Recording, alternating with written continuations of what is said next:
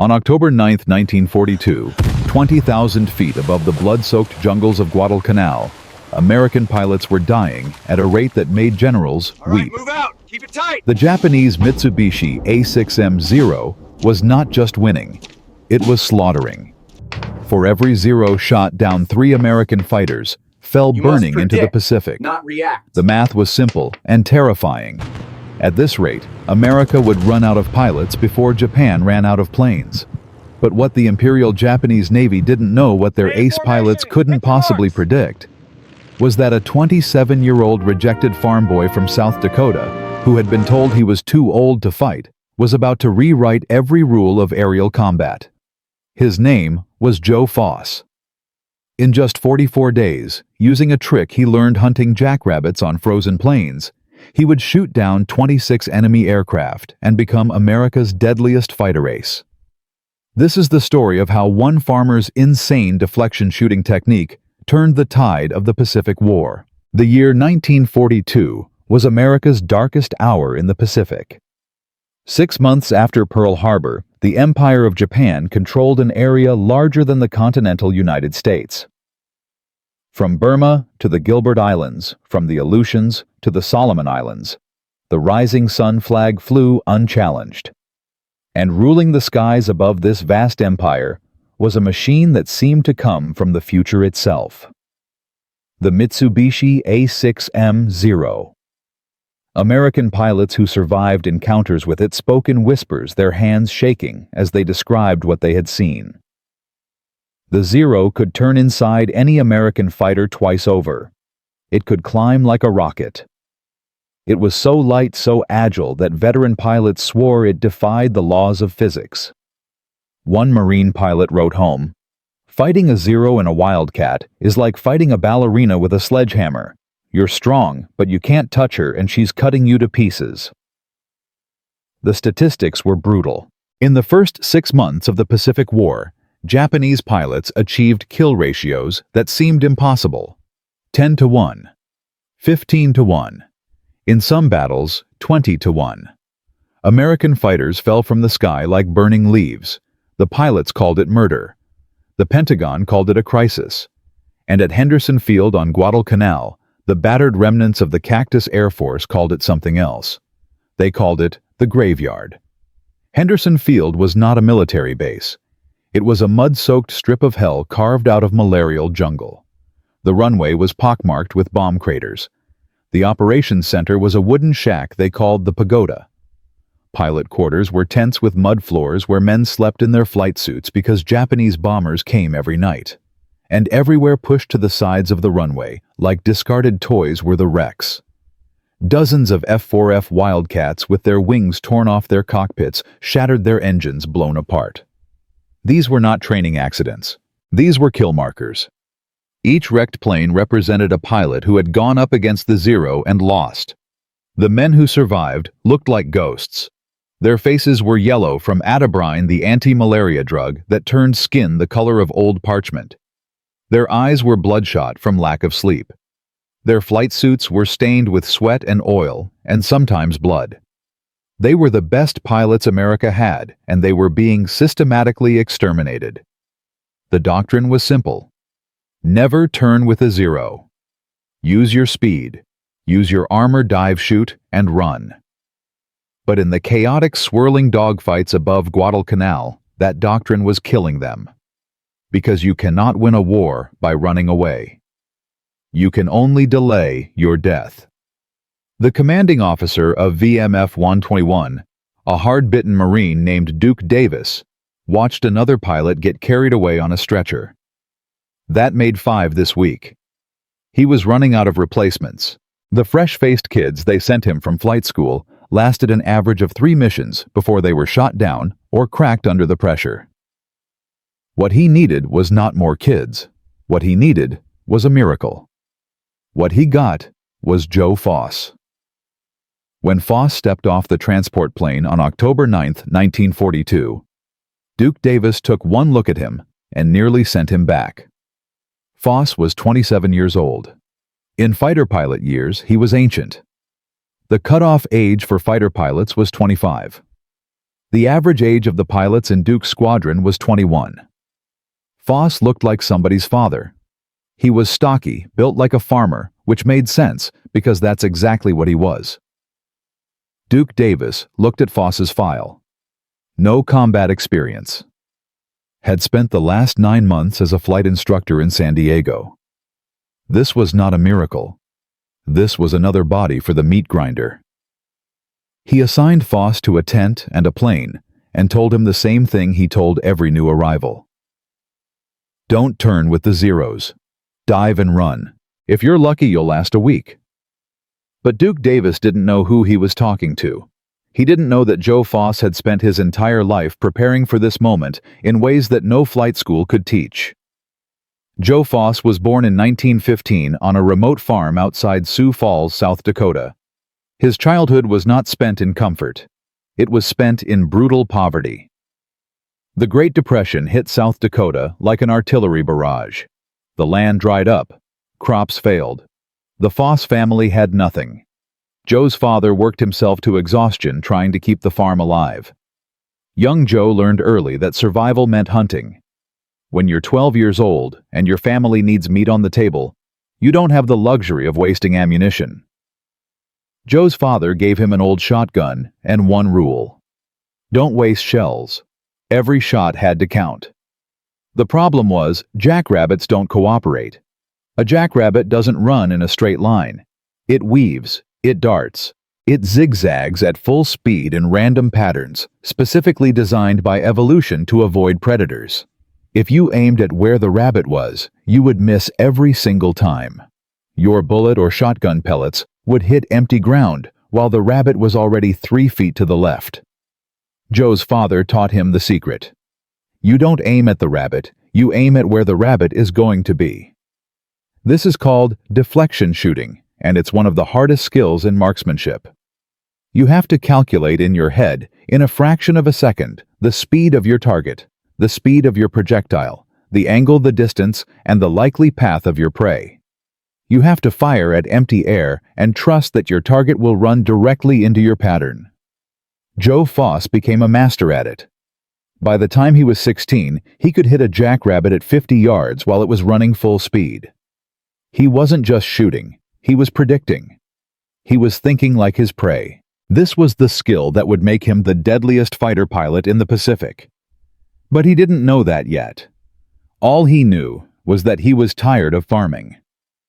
In 1933, when Joe was 18, his father took him to an air show in Sioux Falls. Joe watched a squadron of Marine Corps biplanes performing aerobatics, looping and rolling against the blue South Dakota sky. Something clicked in his brain. That's what I'm going to do. His father looked at him like he'd announced he was going to fly to the moon. The Foss family didn't have money for college. They didn't have money for food half the time. But Joe had inherited his father's stubbornness. He started taking night classes while working the farm during the day. It took him 6 years to get enough credits to enter Sioux Falls College. He worked washing dishes, pumping gas, doing whatever it took. And slowly, painfully, he saved enough money for flying lessons. By 1940, Joe Foss had a pilot's license and a dream. He was going to be a Marine Corps fighter pilot. Then his father was killed. A downed power line during a storm. Joe, at 19, had to drop out of school to run the farm and support his mother and siblings. The dream seemed dead, but Joe had that South Dakota stubbornness that says you, that unbreakable farm boy grit. He worked the farm. He took correspondence courses. He kept flying whenever he could scrape together the money. And then Pearl Harbor happened. December 7, 1941. The Japanese attack on Pearl Harbor killed 2,403 Americans and destroyed or damaged 19 ships and 188 aircraft. The nation was shocked. The nation was furious. And Joe Foss, 26 years old, raced to the Navy recruiting office to enlist as a fighter pilot. They rejected him. He was too old. The cutoff age was 25. Joe Foss, who had spent 8 years working toward this moment, who had sacrificed everything for this dream, was told he could be a flight instructor. Teach kids how to fly. But he was too old for combat. It was a devastating blow. Most men would have accepted it. Joe Foss was not most men. He found a loophole. The Marine Corps Reserve had slightly different age requirements. He enlisted as a reserve officer. He became a flight instructor. And for 9 agonizing months, he watched 20-year-old kids he had trained being sent off to war while he was stuck in San Diego teaching basic maneuvers. He hounded his superiors. He wrote letters. He made himself the loudest, most annoying instructor in the entire Marine Corps. He demanded combat assignment. Finally, just to shut him up, they relented. In September 1942, Captain Joe Foss was assigned to VMF 121 and put on a transport ship to the South Pacific. His destination was Guadalcanal, the graveyard. He was finally going to war. Joe Foss's first flight over Guadalcanal was a baptism by fire. He climbed to 15,000 feet, leading a patrol of 4 wildcats.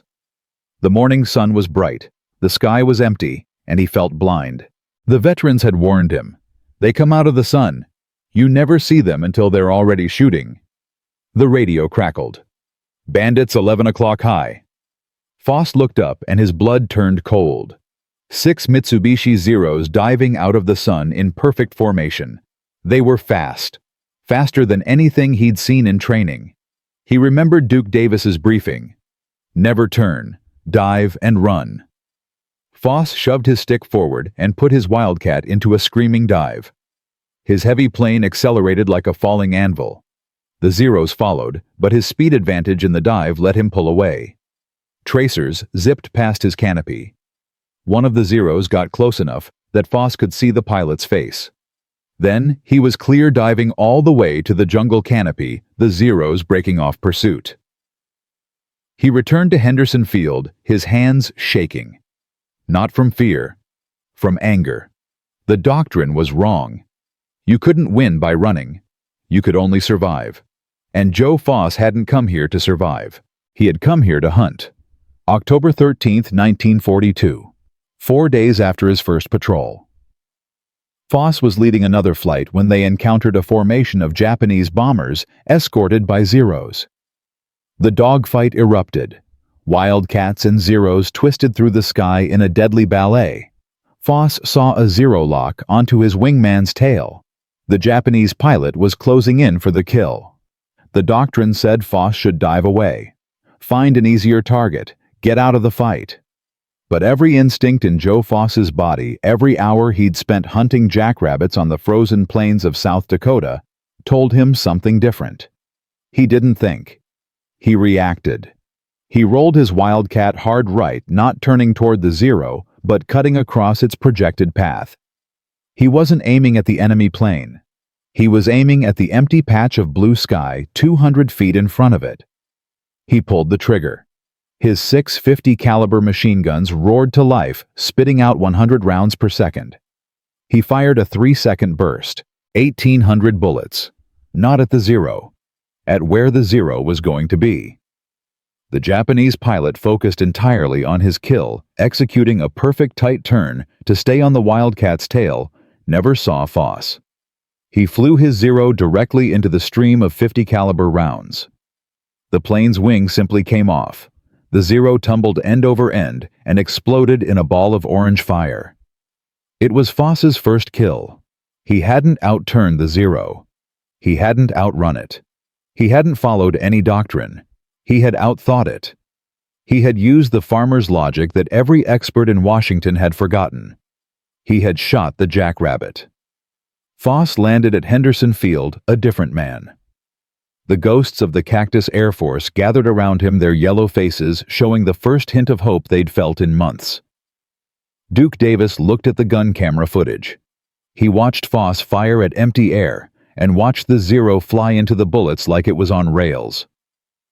"How the hell did you do that?" Foss shrugged. "Jackrabbits back home don't run in straight lines either. You don't aim at them. You aim at where they're going to be.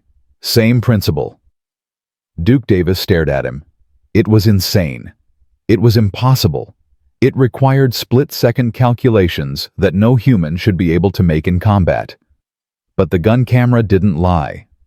The wreckage of the Zero burning in the jungle didn't lie. And suddenly Duke Davis understood. They'd been teaching the wrong doctrine. Don't turn with a zero. Don't try to outmaneuver it. That was all true. But there was a third option nobody had considered. Don't chase the zero. Predict it. Lead it. Make it fly into your bullets. Foss gathered his squadron that night. 8 pilots, all of them exhausted, all of them convinced they were going to die. He told them about the jackrabbits. He told them to forget what they'd been taught. When you see a zero, don't aim at it. Lead it. Lead it until you think you're going to miss. Then lead it more. They'll fly right into it. The pilots looked at each other. It sounded crazy, but crazy was better than dead. The next morning they went hunting. October 16th, 1942. Foss led his flight of 8 Wildcats into a formation of 32 Japanese aircraft. 32 against 8. It should have been a massacre. It was. But not the massacre the Japanese expected. Foss had reorganized his flight using a new tactic called the thack weave, where pilots flew in pairs covering each other's tails. When Zeros attacked, the Wildcats didn't turn. They wove. They scissored. They created a web of crossfire where every Zero that committed to an attack flew into the guns of another Wildcat. And Foss, flying lead, used his deflection shooting like a scalpel. He spotted a Zero diving on one of his wingmen. He didn't chase it. He calculated its path, rolled his Wildcat into position, and fired a long burst at empty air. The Zero flew directly into the stream of bullets and exploded. Another Zero tried to turn inside his radius. Foss didn't take the bait. He pulled lead firing ahead of the turn. The Zero's pilot, executing his maneuver, perfectly flew his plane into a wall of 50 caliber death. In 10 minutes of brutal combat, Foss's flight of 8 shot down 5 Japanese planes without losing a single Wildcat. The Flying Circus, as the press would later call them, returned to Henderson Field with all 8 planes. The graveyard was suddenly winning. The numbers started climbing at a rate nobody could believe. October 18th, Foss shot down 2 more Zeros. October 20th, another kill. October 23rd, 2 more. By the end of October, just 3 weeks after his first combat mission, Joe Foss had destroyed 12 enemy aircraft. He was officially an ace 5 times over. And every single kill followed the same pattern. Deflection shooting, leading the target, shooting the jackrabbit. His squadron was transformed. The ghosts of the Cactus Air Force started flying with confidence. They stopped running. They started hunting. And the Japanese pilots, those veterans who had owned the skies from Pearl Harbor to the Philippines, suddenly found themselves on the defensive. They were being beaten by Wildcats, the same planes they'd been slaughtering for a year. It didn't make sense. But there was one name that kept appearing in Japanese radio intercepts. One name that made their ace pilots hesitate. Foss. The Americans had unleashed something terrifying. They had unleashed a farmer who thought like a predator. But success in war always comes with a price, and Joe Foss was about to pay it. On November 7th, Foss was leading his flight when they were ambushed by a group of elite Japanese aces. The sky erupted into chaos. Foss shot down 2 Zeros in the opening minute of combat. He was lining up a third when his cockpit exploded. Cannon fire from behind. His engine burst into flames. Smoke filled his cockpit. He was going down. He managed to bail out his burning Wildcat, cartwheeling into the jungle below. He was rescued by coast watchers, shaken but unharmed. 2 days later, he was back in the air. This time, he was chasing a Japanese float plane so focused on the kill that he didn't see the rear gunner. The gunner opened fire. Bullets shredded Foss's engine. For the second time in 3 days, he was shot down. But this time, he wasn't over the jungle. He was over the Pacific Ocean. His Wildcat hit the water hard and sank in less than 30 seconds. Joe Foss found himself alone, floating in his life vest 10 miles from land in the middle of the slot, one of the most shark-infested waters on Earth. And then he saw the fins. The sharks circled him for 4 agonizing hours. They bumped him. They tested him. Foss, the man who had terrorized Japanese pilots, was now prey himself. He treaded water. He waited. He used that South Dakota stubbornness, that CSU, that had carried him through poverty and rejection and war. He refused to panic. He refused to die. Just as the sun was setting, a canoe appeared. Native islanders sent by an Australian coast watcher who had seen his plane go down. They paddled toward him, beating the water with their oars to drive the sharks away, and pulled the exhausted pilot from the water. When they got him back to Henderson Field, the doctors took one look at him and ordered him grounded. He was suffering from exposure. He had contracted malaria. His body was shutting down. Joe Foss was put in a hospital bed, shaking with fever, watching his squadron fly without him. The Japanese radio intercepts reported that the American ace was dead. The ghost of Guadalcanal was finally gone. But they were wrong. Because Joe Foss had that farmer's grit, that insane refusal to quit. And after 2 weeks of fever dreams and chills, he walked out of that hospital, climbed into a new Wildcat, and went hunting again. The ghost was back, and he was angry. This was just the beginning of the legend. But the greatest challenge was still ahead. Because by January 1943, Joe Foss would face a target that seemed impossible. The all-time American kill record, 26 victories, a number that had stood untouched since World War I. And to reach it, he would have to fight not just the Japanese, but his own dying body. Joe Foss, the rejected 27-year-old farmer from South Dakota, had just proven the impossible. Using deflection shooting, a trick he learned hunting jackrabbits, he'd shot down 12 Japanese Zeros in 3 weeks. His flying circus had transformed the graveyard of Guadalcanal into a hunting ground. But shooting down enemy planes was the easy part. The real battle was about to begin.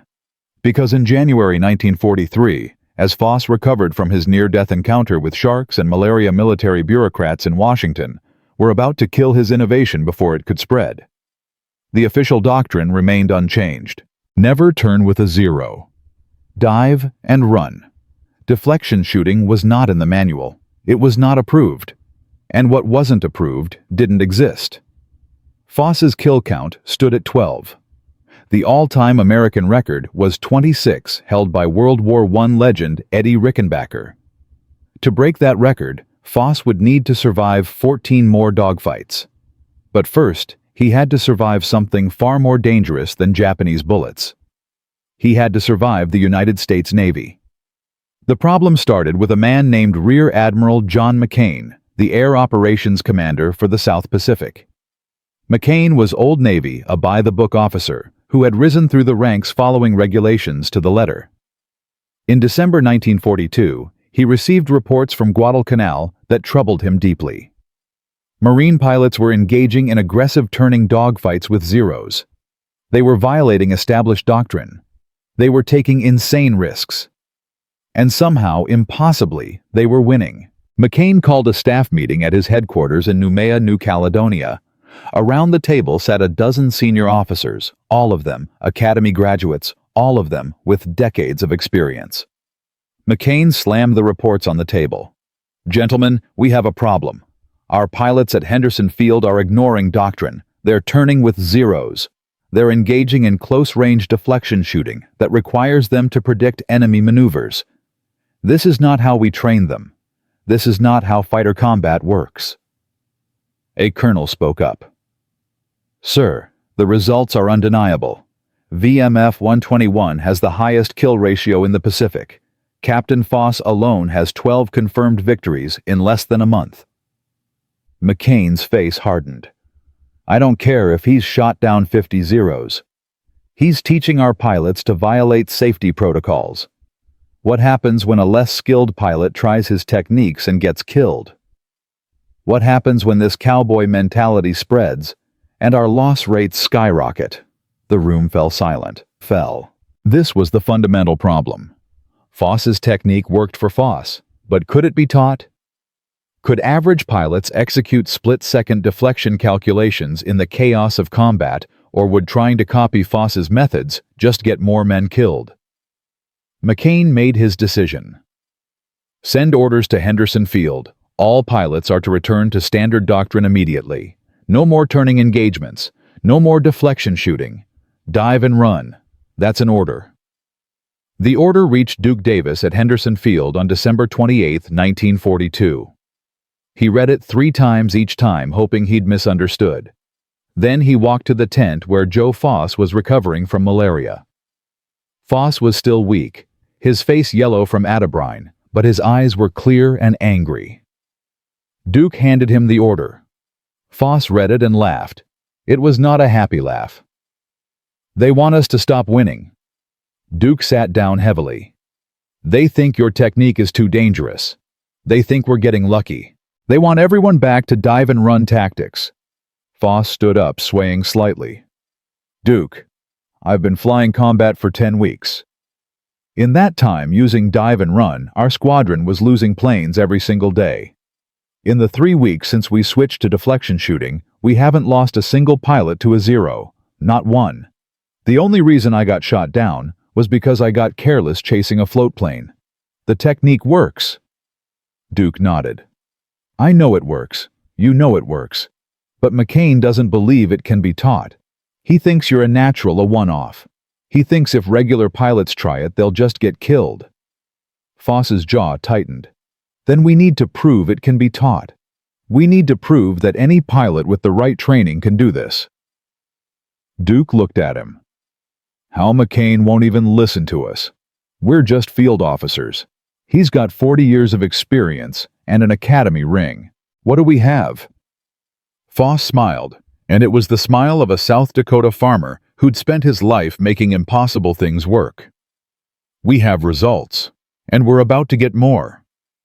What Foss needed was an ally with enough rank to be heard in Noumea, and on January 2, 1943, that ally arrived at Henderson Field. His name was Colonel Harold Bauer, a Marine Corps legend and Medal of Honor recipient. Bauer had 11 confirmed kills and was known as one of the most innovative tactical minds in the Corps. More importantly, he was friends with McCain's chief of staff. Bauer watched Foss and his flying circus fly a patrol. He studied their tactics. He interviewed the pilots. And that night, he sat down with Foss in the operations shack. "Captain Foss, I've been flying fighters for 15 years. What you're doing shouldn't work. Deflection shooting at those angles requires calculations that no human brain should be able to make under combat stress." Foss leaned forward. "Sir, with respect, every human brain can make those calculations. Soldiers have been doing it for thousands of years. An archer leading a running deer. A sailor judging the wind to hit a moving ship. A hunter shooting a bird. It's instinct. We've just forgotten it because we started relying too much on technology and doctrine." Bauer was quiet for a long moment. "Can you teach it?" Foss nodded. "I already have. Every pilot in my squadron can do it. Not as well as me yet, but they're learning. Give me 2 weeks and I can teach any pilot in the Pacific." Bauer made his decision. "I'm going to Noumea next week. I'll talk to McCain's staff. But you need to understand something. They won't just take my word for it. They'll want a demonstration. A formal test with witnesses and measurements. Can you do that?" Foss's grin was feral. "Sir, I can do better than that. Give me the worst pilots you can find, the washouts, the guys who barely passed flight school. Give me 2 weeks with them, and I'll turn them into zero killers." The test was scheduled for January 18, 1943. The location was a training range 50 miles south of Henderson Field, far enough from combat zones to be safe, close enough to be realistic. McCain sent 3 observers, all of them senior officers, all of them skeptics. They arrived expecting to see a gunnery demonstration. What they saw instead was a revolution. Foss had assembled 6 pilots for the demonstration. Not his experienced flying circus veterans. These were brand new replacements who had arrived at Guadalcanal just 2 weeks earlier.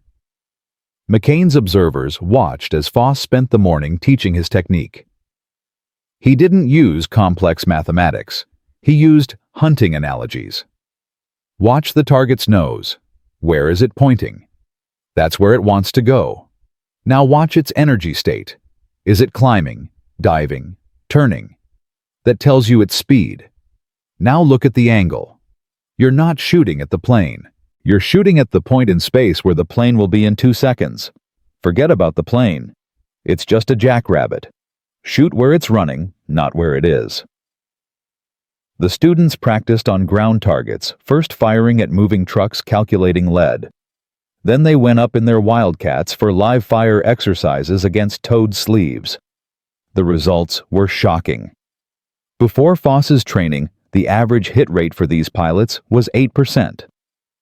This was standard for new pilots.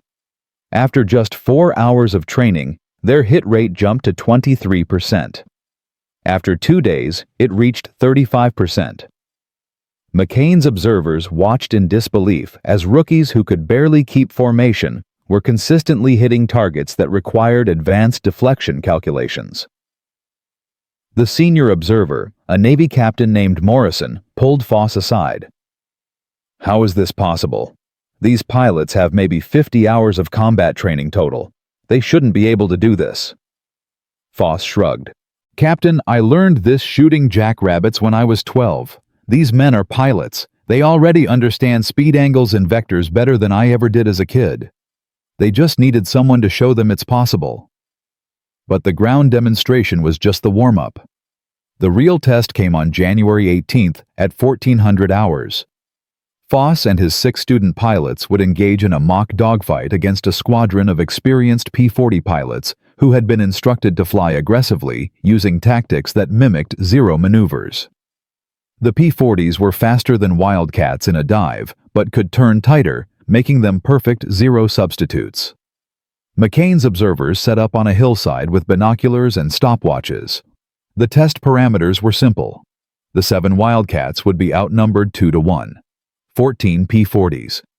The P-40s would attack first. The Wildcats had to survive for 10 minutes and score hits using camera guns. No one expected the Wildcats to win.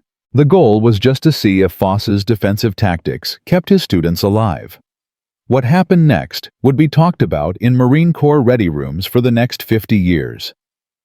The P-40s dove on the Wildcat formation at 14:02 hours. Foss's voice came over the radio, calm and precise. "Thack weave. Execute."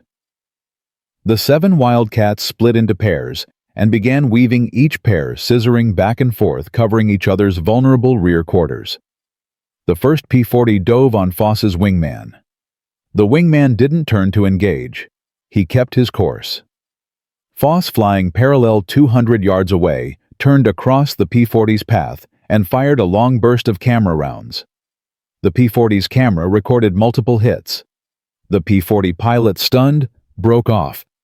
He'd been shot down by a Wildcat that wasn't even the one he was attacking. The dogfight dissolved into chaos. P-40s dove, climbed, and turned, trying to get on the Wildcats' tails. But every time a P-40 committed to an attack, another Wildcat was already there firing deflection shots across its path. The camera guns recorded hit after hit.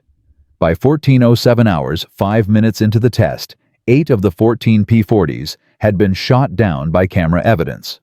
Not a single Wildcat had been hit. McCain's observers were on their feet, binoculars pressed to their faces.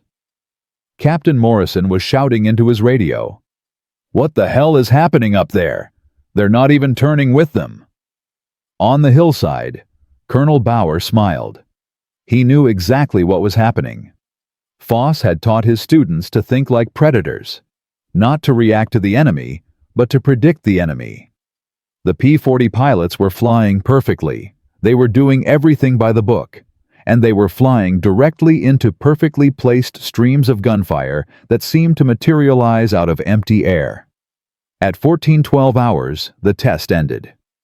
Final score: Wildcats, 11 P-40s, 2. The 2 Wildcat losses came when students made mistakes in formation discipline, not failures in deflection shooting. McCain's observers were silent.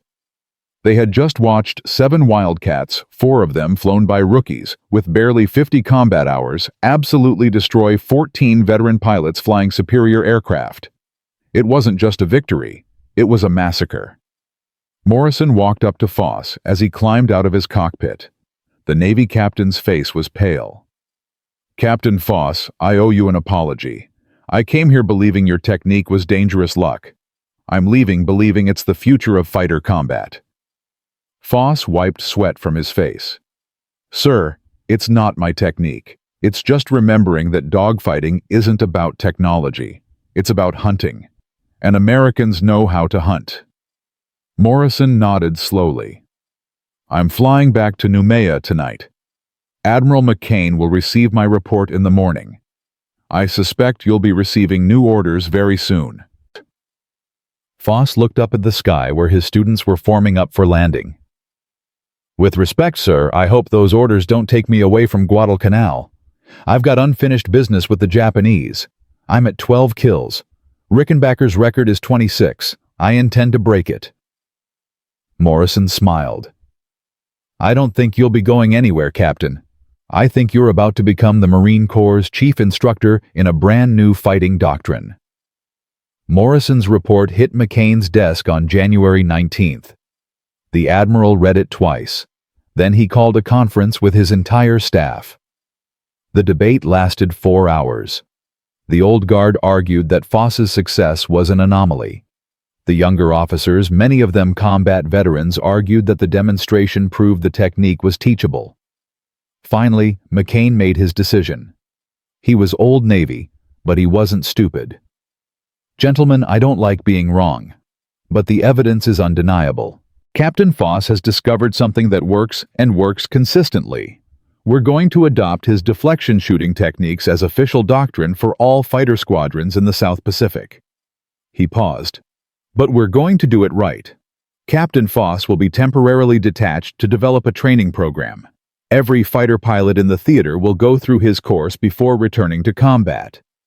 We're going to turn the entire Pacific Fleet into zero killers." The order went out on January 22, 1943. VMF 121 and Joe Foss were to report to Espiritu Santo to establish a new fighter tactics school. Foss read the order and swore. He didn't want to be an instructor.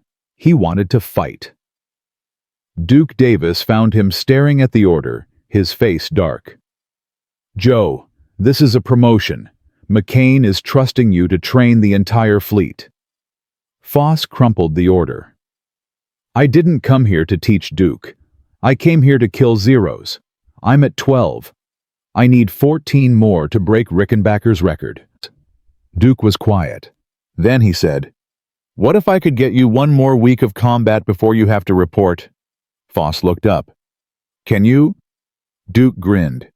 "I can delay paperwork for 7 days. After that, you're going to Espiritu Santo whether you like it or not. But for the next week, you're still my pilot. Go hunting." Joe Foss flew 11 more missions in the next 7 days. It was insane. He was pushing his luck, pushing his sick body, pushing everything. On January 23rd, he shot down a zero. On January 25th, 2 more. On January 26th, another. His tally climbed 13, 14, 15, 16. Every mission, he was 1 kill closer to the record.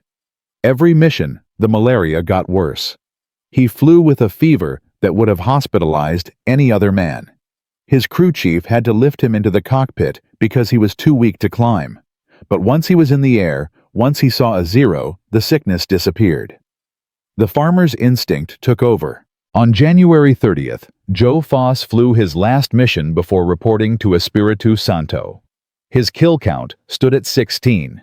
He needed 10 more to tie Rickenbacker. 10 more to become a legend. He led his flight toward a reported Japanese bomber formation. They found it. 12 bombers protected by 18 zeros. Foss's radio crackled. "Joe, those odds are suicide. We should call for reinforcements." Foss looked at the enemy formation, looked at his 6 Wildcats, did the math, and smiled. "No, we're going in. Remember your training. Lead the target. Make them fly into your bullets. Execute." His 6 Wildcats dove into 30 Japanese aircraft. And for the next 15 minutes, the sky above Guadalcanal belonged to the farmer from South Dakota. But even as Foss racked up victories, even as McCain's order began transforming the Pacific Fleet's fighter tactics, the Japanese were watching. They were learning. Tokyo had received dozens of reports about an American pilot who flew a Wildcat like it was a Zero, a pilot who didn't run, a pilot who couldn't be shaken, a pilot whose deflection shooting seemed to violate the laws of physics. Japanese intelligence had a name for him, the Ghost of Guadalcanal, and they wanted him dead. In Rabaul, the main Japanese air base in the South Pacific, ace pilot Saburo Sakai read the intelligence reports with growing concern. Sakai was Japan's deadliest fighter pilot, with over 60 confirmed kills. He had fought over China, Pearl Harbor, and the Philippines. He had never been shot down. But the reports about this American troubled him, because Sakai recognized what Foss was doing. It was a technique Japanese pilots had been using for years: deflection shooting, leading the target. But no American had ever mastered it before. If this ghost had figured it out, if he was teaching it to others, the Zero's advantage was gone. Sakai went to his commander. "We need to kill this American before his technique spreads. Send me to Guadalcanal. Let me hunt him." His commander nodded. "Prepare your squadron. You leave in 3 days." The hunter was about to become the hunted. Joe Foss had proven his technique worked. He had convinced the Navy. He had started training a new generation of pilots. But the real test was coming, because now the best Japanese pilot in the Pacific was coming for him personally. And in Fan 3, the gloves would come off. This was no longer just about proving a technique. This was about survival. This was about two master hunters meeting in the sky, and only one of them would fly away. Joe Foss had done the impossible.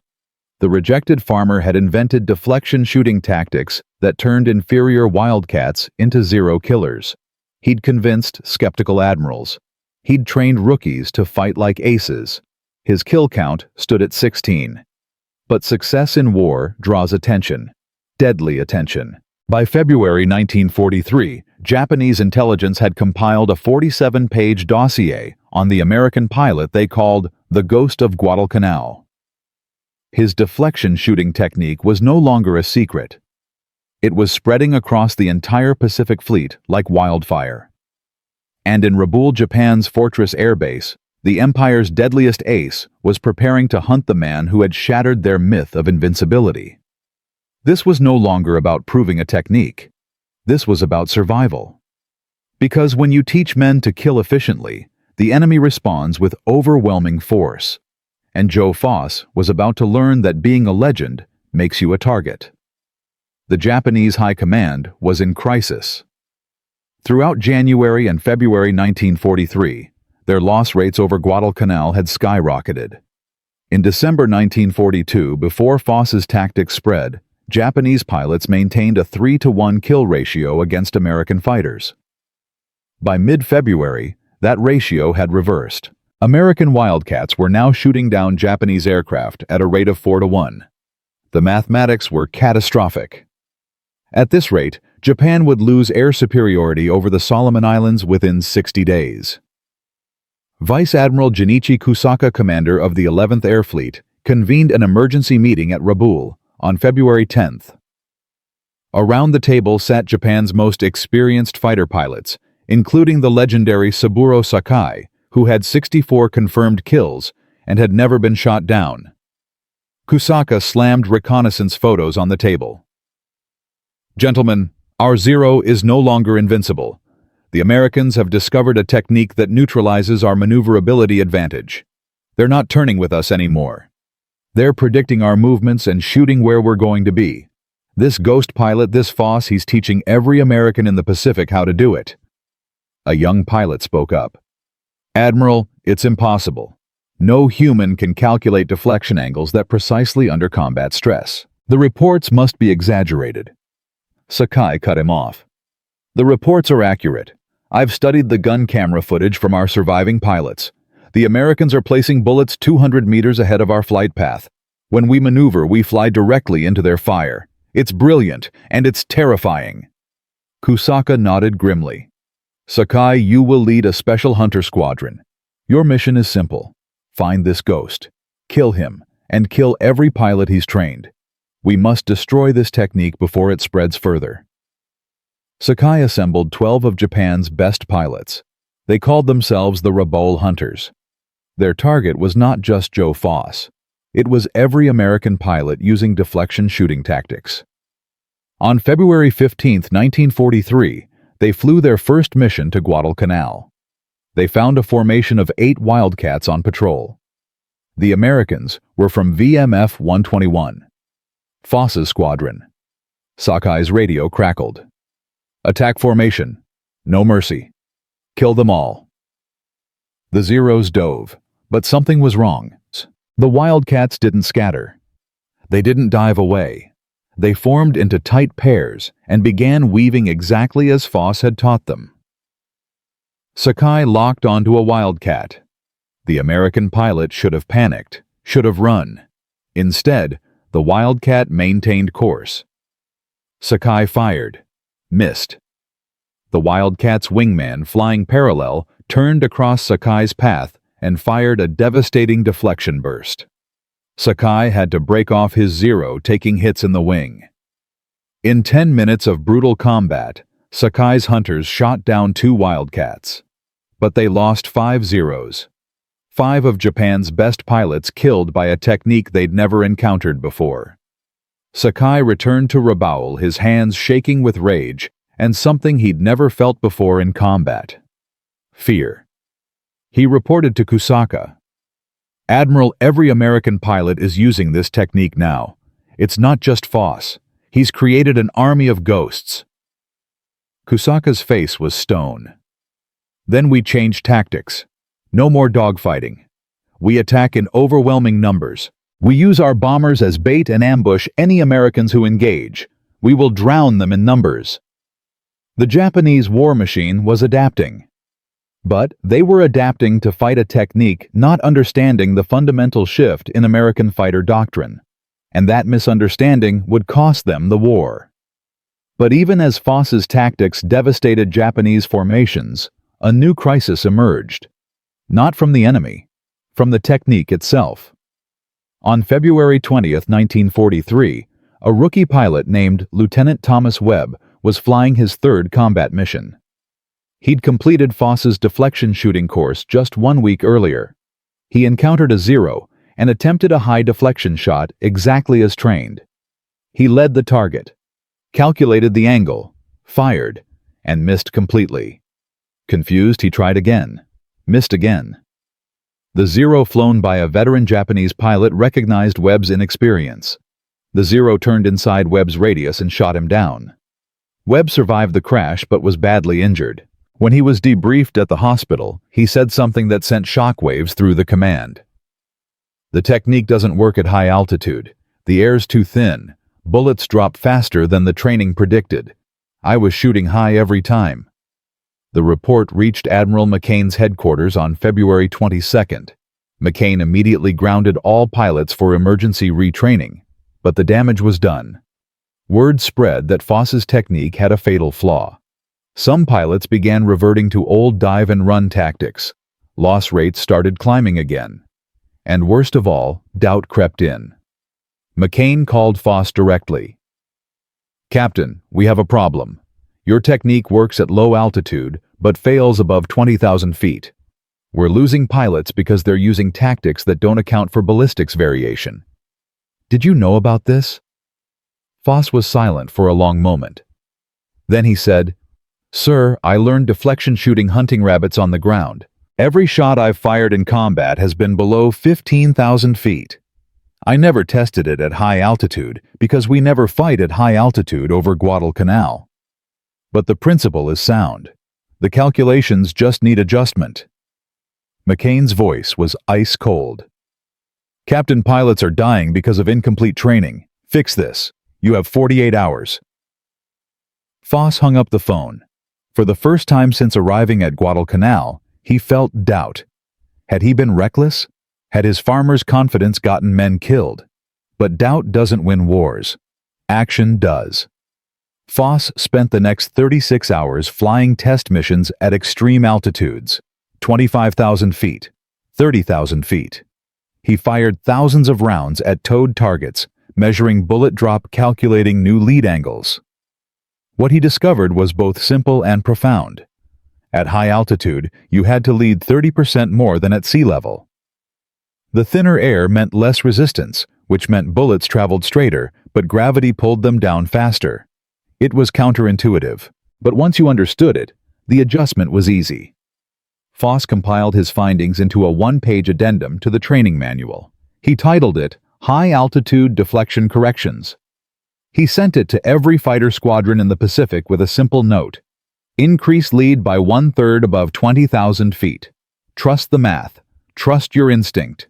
Kill the enemy. The doubt evaporated. Pilots read the addendum. They practiced. They adjusted. And on February 28th, a squadron of Wildcats engaged a formation of Zeros at 28,000 feet over New Georgia.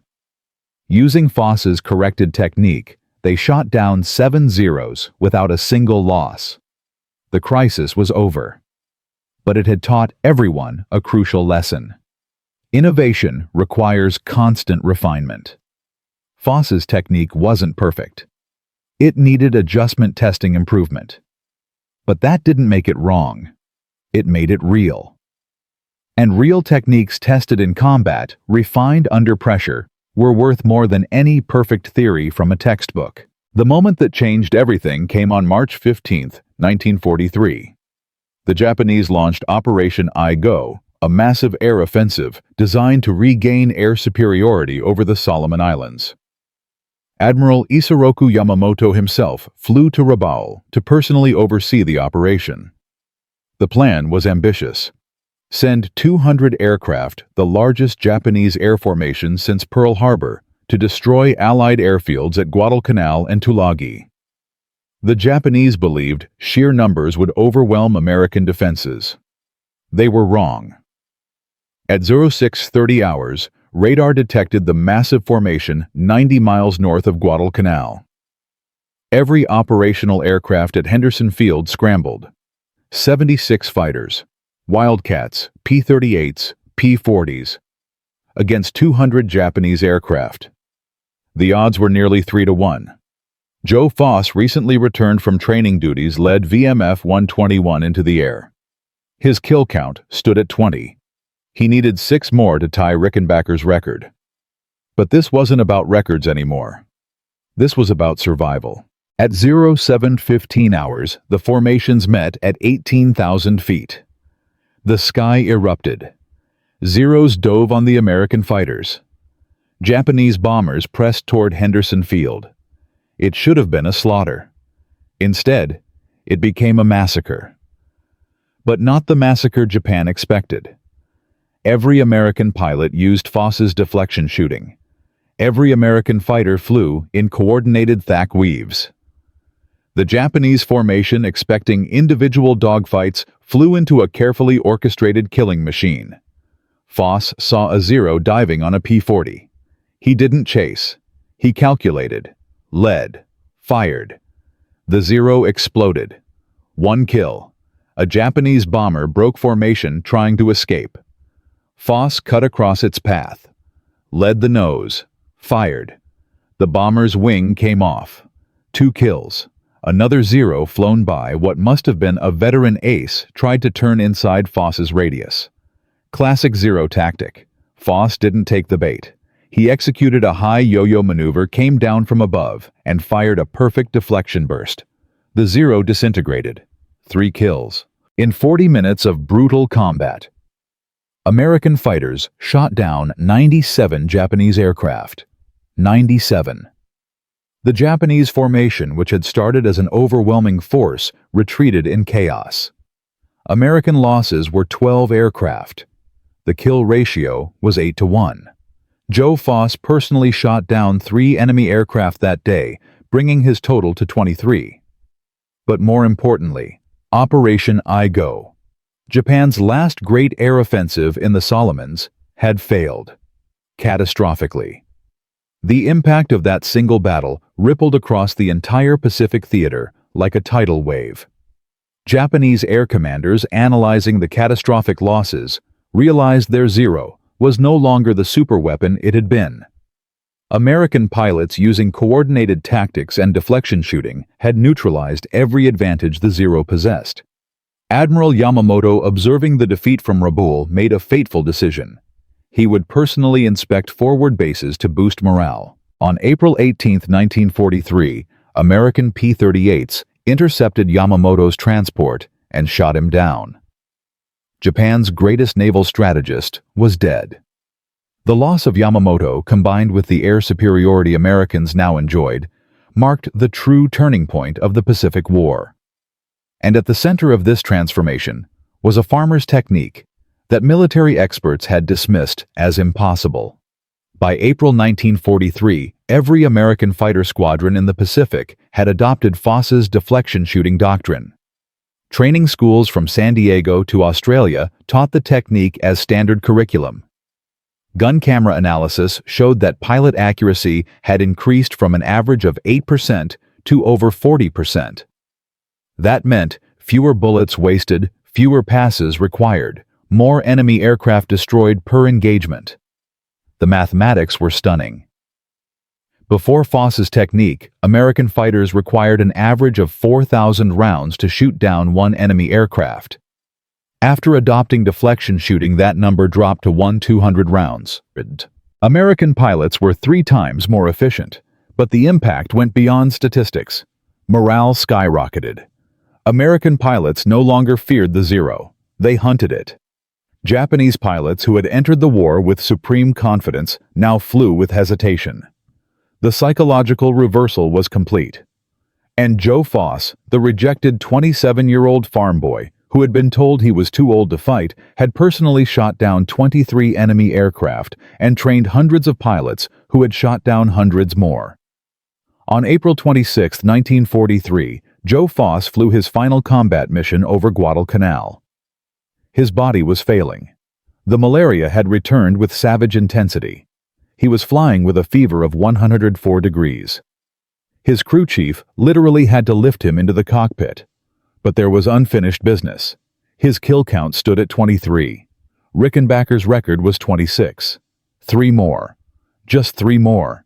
Foss led a patrol of 4 Wildcats toward reported Japanese activity near New Georgia. They found it. A formation of Japanese float planes escorted by 6 Zeros. The Japanese, seeing only 4 Wildcats, attacked aggressively. It was their last mistake. Foss's wingmen engaged the Zeros using thack-weave tactics. Foss went after the float planes. These were easy targets, slow and cumbersome. But every kill counted. He lined up the first float plane, led it, fired. It exploded. 24. The second float plane tried to escape diving toward the water. Foss followed, firing a long deflection burst that tore through the cockpit. 25. The third float plane was turning desperately, its pilot knowing he was about to die. Foss calculated the turn radius, led the nose by 3 full plane lengths. Fired. The float plane flew directly into the burst and disintegrated. 26. Joe Foss had tied Eddie Rickenbacker's record. He pulled up, his vision blurring from fever. His radio crackled. One of his wingmen had shot down a Zero. The sky was clear. The Japanese were retreating. Foss saw 1 more enemy aircraft. A single Zero, damaged and smoking, trying to limp back to Rabaul. It would be an easy kill. His 27th. The new record. He lined up the shot. His finger touched the trigger, and then he let go. The Zero disappeared into the clouds. Foss turned his Wildcat toward Henderson Field. He had proven everything he needed to prove. He had tied the record. He had changed the war. That was enough. He landed at 11:45 hours. His crew chief pulled him from the cockpit. Foss collapsed. He was done. The malaria, the fever, the exhaustion, everything hit him at once. He was evacuated that afternoon, carried on a stretcher to a hospital ship. The ghost of Guadalcanal had flown his last mission, but the legacy was just beginning. In May 1943, President Franklin D. Roosevelt awarded Joe Foss the Medal of Honor. The citation praised his outstanding heroism and courage in shooting down 26 enemy aircraft. But what the citation didn't mention, what the newspapers didn't understand, was that Foss's real contribution wasn't his personal kill count. It was the revolution he'd created in fighter tactics. By June 1943, American fighters across the Pacific had shot down over 1,200 Japanese aircraft using Foss's deflection shooting techniques. By August, Japan had lost air superiority over every major battle zone in the South Pacific. By December, the Zero, once the terror of the Pacific, was being hunted to extinction. Foss's technique had changed the mathematical equation of air combat. It had turned American pilots from victims into predators. It had shortened the war by months, perhaps years, and it had saved thousands of American lives. Japanese war diaries captured after the war showed the profound psychological impact. One entry from a Zero pilot dated July 1943 read, "We no longer rule the skies. The Americans have learned to hunt us like we once hunted them. Every battle is terror. Every mission might be our last. The ghost students are everywhere." That was Foss's true legacy. Not 26 kills, but an army of ghosts he had created and trained. But here's what history often forgets. Here's the part that almost no one knows. Joe Foss didn't just change the Pacific War. He changed himself. The farmer from South Dakota, who had been rejected as too old, had proven that expertise doesn't come from academies or textbooks. It comes from understanding, from seeing problems clearly, from having the courage to trust your instinct against the experts. Foss returned to the United States in June 1943. He was a national hero. He was interviewed by every major newspaper. He appeared in newsreels. He sold war bonds, and everywhere he went, reporters asked him the same question: how did you become America's deadliest fighter ace? His answer was always the same. I learned to shoot jackrabbits when I was 12 years old. Everything else was just applying the same principle to faster targets. That simple answer, that farmer's wisdom, contained the entire secret. See the problem clearly. Understand the fundamentals. Apply the solution. Trust the process. These weren't military tactics. These were life tactics. And they worked because they were true. But fame and medals don't answer the deeper questions. What happened to the farmer after the war? How did a man who had become a legend return to normal life? What became of his technique as warfare evolved? Did the lessons survive? Did they matter beyond one campaign in one war? Those are the questions that Fan 4 will answer. Because the story of Joe Foss doesn't end with his last combat mission. It transforms into something bigger, something that would influence not just military doctrine, but American culture itself. The rejected farm boy was about to become a governor, a commissioner, a symbol of everything that made the greatest generation great. But that journey, with all its triumphs and challenges, that's a story that deserves its own telling. And that's where we're going next. Joe Foss had done what everyone said was impossible. A rejected 27-year-old farmer from South Dakota had invented deflection shooting tactics that turned the Pacific War. He'd shot down 26 enemy aircraft in 44 days. He'd trained hundreds of pilots who shot down hundreds more. He'd changed American fighter doctrine forever. By April 1943, Japanese air superiority was shattered. American pilots ruled the skies from Guadalcanal to Rabaul. The myth of the Zero was dead. But here's what the history books don't tell you. Here's the twist that almost no one knows. Because the story of Joe Foss doesn't end with medals and glory. It ends with a question that haunts every warrior who survives when so many don't. What do you do when the war is over and you're still alive? How does a man who became death itself return to being human? And most importantly, what happens when the technique you created continues killing long after you've hung up your flight suit? This is the final chapter. The one about coming home. About legacy. About the price of being right when everyone said you were wrong. Joe Foss was evacuated from Guadalcanal on April 26, 1943, carried on a stretcher delirious with malaria, weighing 140 pounds, down from his pre-war 180. The doctors gave him a 50-50 chance of survival. His body was broken. Months of combat, multiple bouts of malaria exposure near drowning, all of it had pushed him past human limits. He spent 3 months in Naval Hospital San Diego fighting fevers that spiked to 106 degrees. There were nights the doctors thought he wouldn't see morning. But Joe Foss had that South Dakota CESU, that farmer's stubbornness, that had carried him through poverty and rejection and war. He survived. By August 1943, he was strong enough to stand. And on September 1st, he stood in the White House Rose Garden as President Franklin D. Roosevelt placed the Medal of Honor around his neck. The citation read, "For outstanding heroism and courage above and beyond the call of duty as Executive Officer of Marine Fighting Squadron 221 in the South Pacific area, engaging in almost daily combat with the enemy from October 9th to November 19th, 1942, and January 15th to April 26, 1943, Captain Foss personally shot down 26 Japanese planes and damaged several others. 26 kills, the number that tied Eddie Rickenbacker's World War I record. But Foss knew, even as cameras flashed and reporters shouted questions, that the number was meaningless compared to what he'd actually accomplished. He hadn't just shot down 26 planes. He'd taught an entire fleet how to think differently. That was the real victory. The ceremony ended. Foss returned to his hotel room. He sat on the bed alone, holding the Medal of Honor.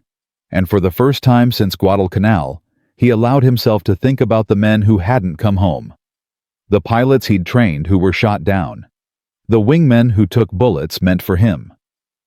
The Japanese pilots, some of them probably farmers' sons too, who'd flown into his deflection bursts and died instantly.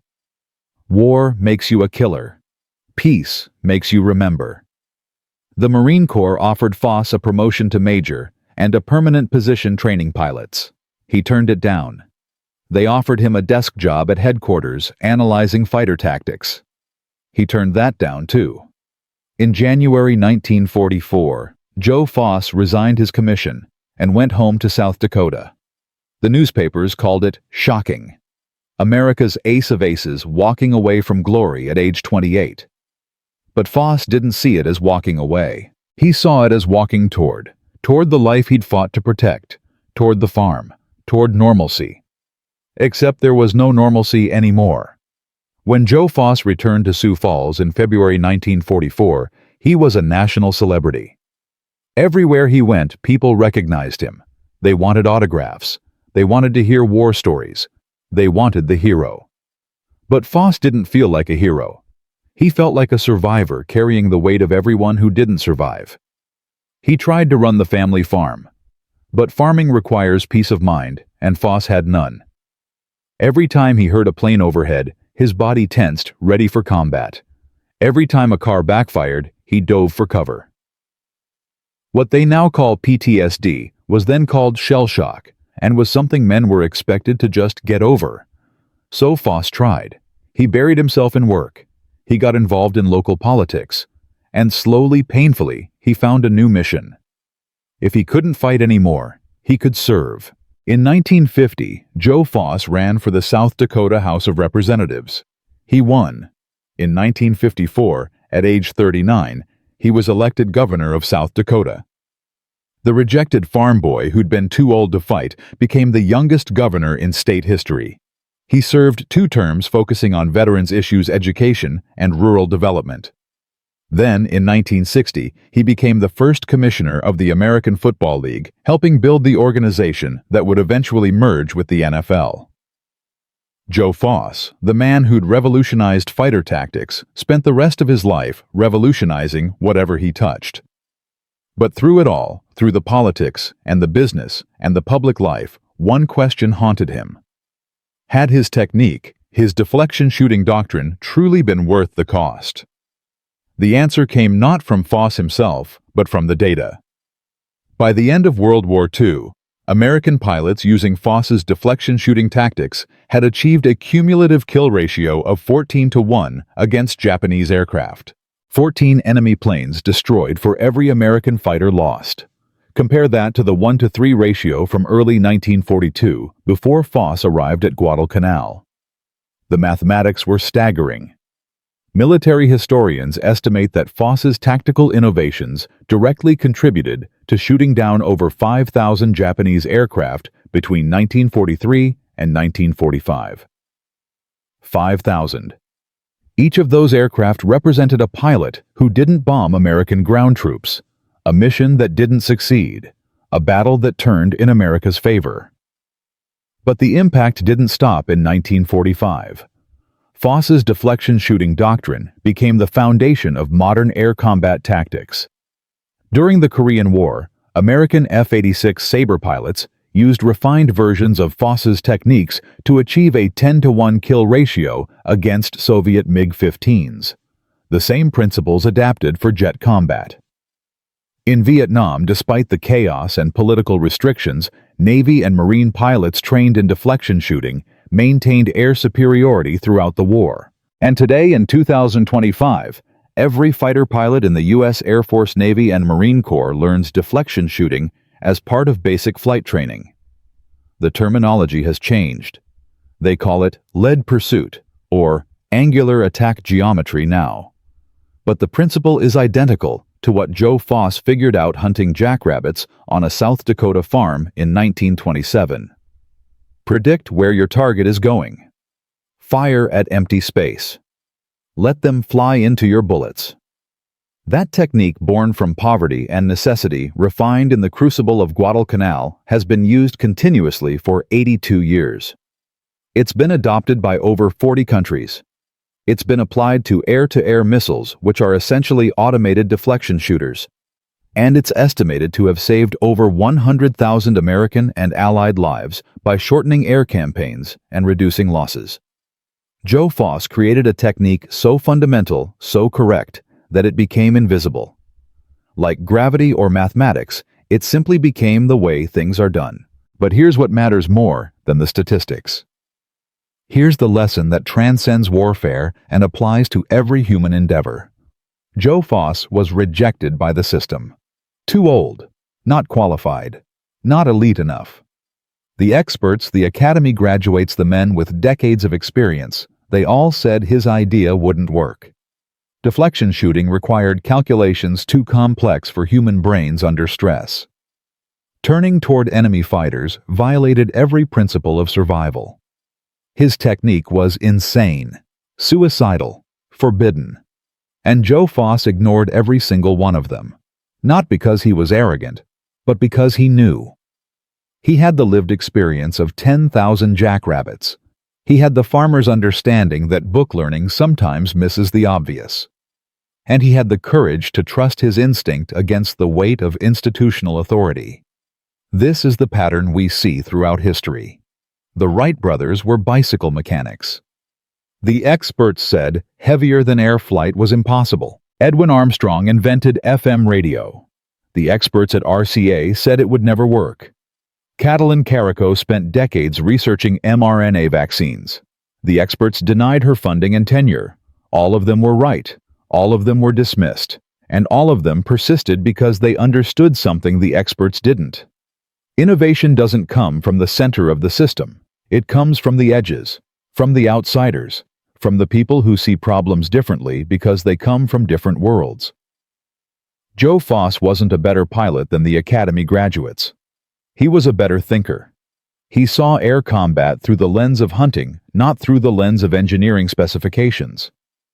And that different lens revealed solutions that were invisible to everyone else. This is the lesson for today. In business, in science, in art, in every field, the next breakthrough is probably being proposed right now by someone the experts are dismissing. Someone too young or too old.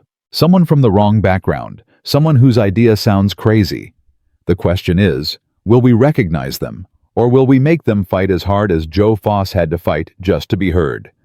But there's one more thing about Joe Foss's story. One final detail that almost no one knows. In 1998, at age 83, Joe Foss was flying commercially from Phoenix to Chicago.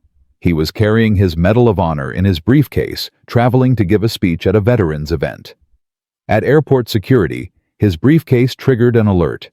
Inside were the Medal of Honor, which has a sharp-pointed star, and some old military memorabilia. The young security screener, probably 19 years old, had never seen a Medal of Honor before. She didn't know what it was. She detained Foss. She called her supervisor. She treated this elderly man, this living legend, like a potential threat. Foss waited patiently. He didn't pull rank. He didn't get angry. He explained calmly what the medal was, why he was carrying it, what it meant. The supervisor, when he arrived, nearly had a heart attack. This was Joe Foss, the ace of aces, the man who'd changed the Pacific War. But Foss just smiled and said, "It's okay. She was doing her job. That's exactly the kind of dedication we need." That moment, that grace under pressure, that refusal to use his status for special treatment, that was Joe Foss. The farmer who became a legend but never stopped being a farmer at heart. The warrior who never forgot that strength isn't about dominating others. It's about serving them. And when Joe Foss died in 2003 at age 87, that security screener was at his funeral. She'd kept in touch with him for 5 years after that airport incident. He'd mentored her, encouraged her, helped her apply for officer training. She was now a lieutenant in the Air Force, flying F-16s, using deflection shooting tactics, techniques that Joe Foss had invented 60 years earlier, passed down through generations, still saving lives. That's legacy. Not the medals, not the kill count, but the chain of influence that extends forward through time, touching lives you'll never meet, solving problems you'll never see. So here's the complete arc. From a dirt-poor farm boy in South Dakota, rejected as too old at 26, to a technique that changed modern warfare forever. Joe Foss proved that innovation doesn't require credentials. It requires vision. It requires courage to trust yourself when everyone else doubts you. It requires the farmer's wisdom to see simple solutions that experts overcomplicate. And it requires the humility to remember, even at the height of glory, where you came from and why you fought. Between October 1942 and April 1943, in just 44 days of actual combat, Joe Foss shot down 26 Japanese aircraft. But his true score is unknowable. Because every pilot he trained shot down more aircraft. And every pilot they trained carried forward his techniques. And every battle won because American fighters had air superiority. Every soldier who lived because enemy bombers were shot down, every family that got their son home because the war ended sooner. All of that traces back to a farmer who learned to shoot jackrabbits and had the insane idea that the same principle might work on enemy fighters. The experts estimated that Foss's tactical innovations shortened the Pacific Air War by 6 months and saved over 100,000 Allied lives. 6 months, 100,000 lives, all because one rejected farm boy refused to accept that impossible meant impossible. That's the power of seeing clearly, of thinking differently, of trusting the wisdom that comes not from books, but from living. Joe Foss died in 2003, but his technique remains immortal. Every fighter pilot who achieves air-to-air victory using lead pursuit is, whether they know it or not, following in the footsteps of a South Dakota farmer. Every missile that calculates intercept geometry is using mathematics that Foss intuited while hunting rabbits. Every tactical manual that teaches deflection shooting is echoing lessons learned in the bloodiest skies of World War II. And every person who has ever faced institutional rejection, who has ever been told their idea is too crazy, too simple, too different to work, they carry forward the legacy of Joe Foss. The lesson isn't about air combat, it's about belief. The belief that your experience matters, that your perspective has value, that the solution everyone else missed might be obvious to you because you see the world through different eyes. And the courage to act on that belief even when the experts line up to tell you you're wrong. From the frozen plains hunting jackrabbits, to the burning skies above Guadalcanal, to the corridors of power in South Dakota, to the eternal pages of military history. Joe Foss proved that one person armed with clarity and courage can change the course of human events. Not through technology or resources or elite training, but through understanding, through seeing what is rather than what the manual says should be, through trusting the farmer's eye that sees the world as it truly is. That's how wars are won. That's how lives are saved. That's how legends are born. One simple truth, one crazy idea, one farmer who refused to miss.